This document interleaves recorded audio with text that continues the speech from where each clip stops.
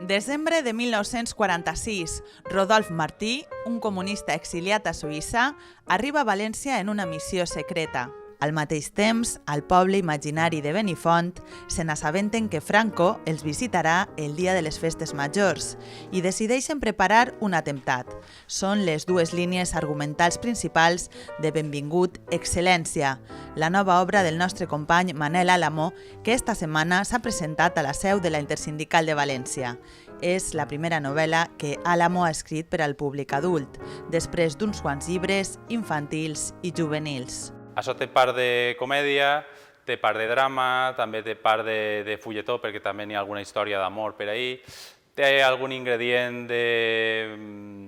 però molt curtet, de novel·la eròtica, perquè també tenim en compte que estem parlant de la postguerra espanyola, dels anys 40, i evidentment té un context històric molt potent, que és quan l'ONU es va reunir l'any 46 per decidir què feia amb el règim de Franco.